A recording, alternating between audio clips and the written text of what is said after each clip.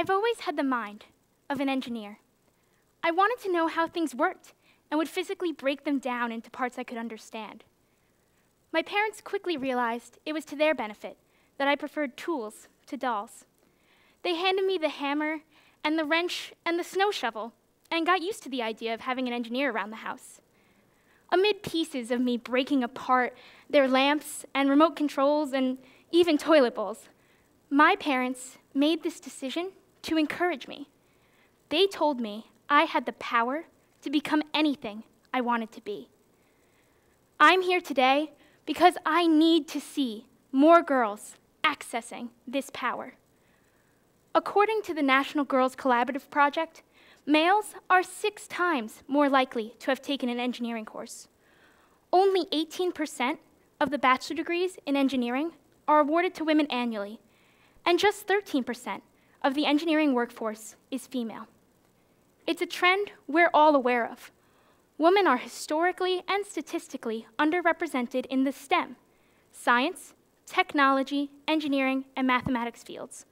So although I should be excited by the number of eligible bachelors in my engineering classes, what I'm seriously lacking is some girl power. America needs to step up its game in this generation if we intend to remain an innovative forefront in the increasingly competitive global society. How can we make great leaps forward if half of our population is still lagging behind? I want to see the gender gap in STEM close in my lifetime. My idea for confronting this gap is the coupling of 2 solutions. One is mentoring, and the other is hands-on learning. These give girls both confidence in their abilities and a positive example in STEM. When used together, mentoring and hands-on learning has proven to be extremely effective. Who comes to mind when you think of a great scientist? Einstein, Darwin, Galileo, Isaac Newton. These male mentors with their funny hair are not who I see when I look in the mirror. Because of the low numbers of women in STEM fields, the cycle continues, where girls simply believe science is not for them.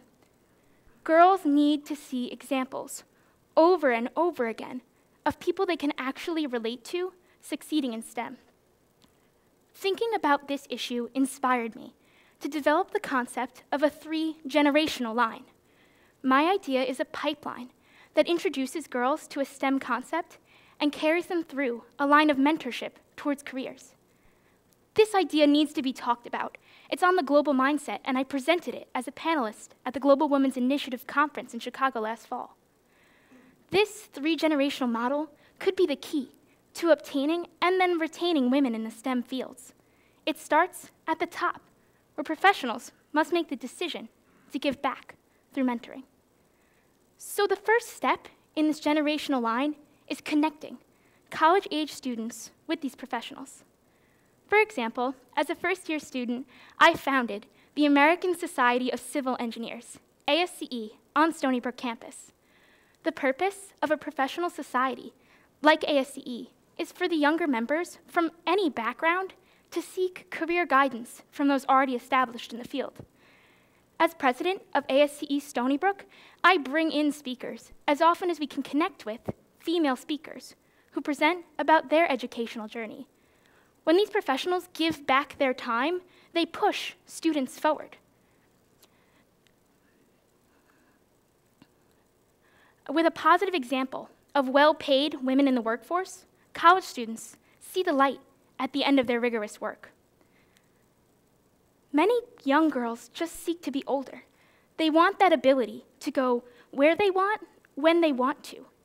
Young girls really relate and aspire to the independence of a college student. This is the next step in the generational line, and it is already being implemented right here at Stony Brook.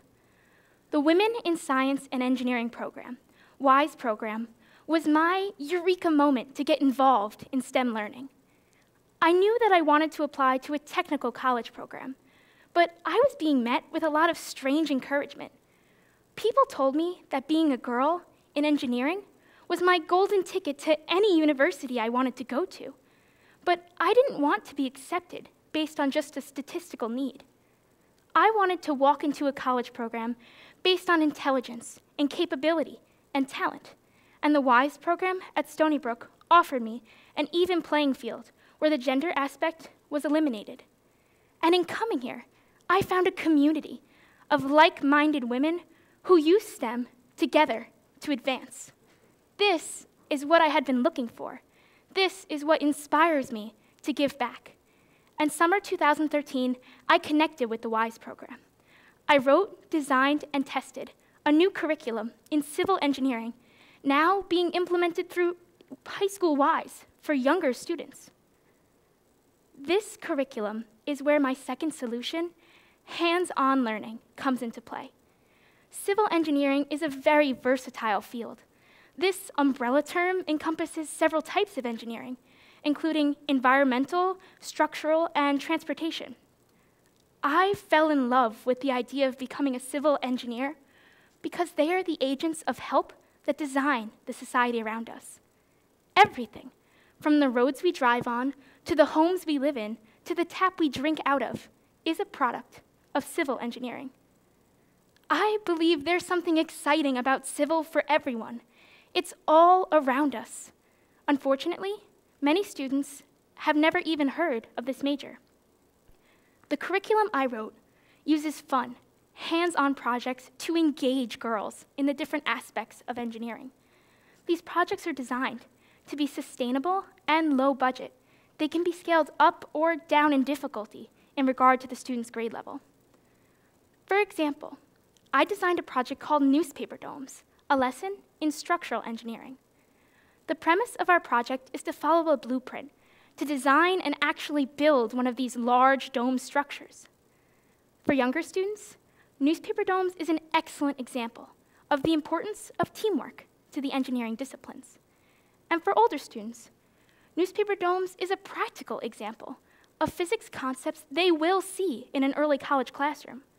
We talk about the reaction of our structure in response to applied loads, and we practice drawing free body diagrams. We also think about the strength of our material, and we brainstorm. What could be sturdier than just newspaper? As they learn that a structure is only as strong as its founding materials, they come to understand that a STEM student is only as strong as the skills they build up. Hands-on learning changes girls from being outnumbered in their classrooms to having the most desirable skill set to succeed.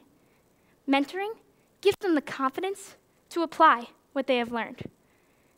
In the evaluations of my program, I got a lot of feedback about the benefits girls see when they are exposed to STEM. 7 out of 7 of these post-surveys indicated science as an intended course of study in college.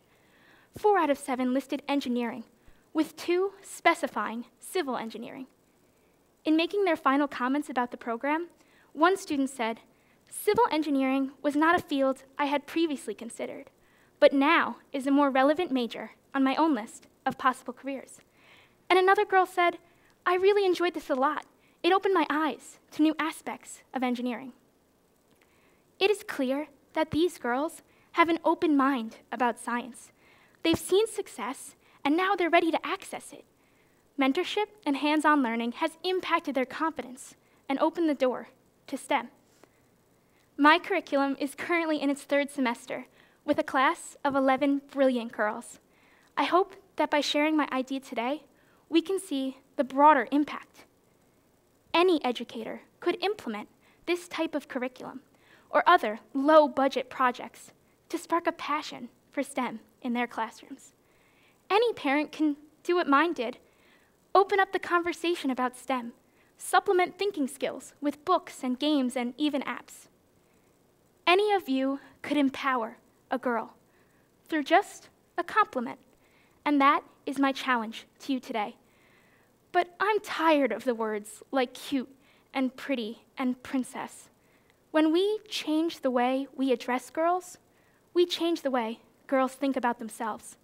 Together, we can change the way the world thinks about girls. I challenge you to tell a girl she is bold, she is smart, she is a detective, she is an engineer. Thank you.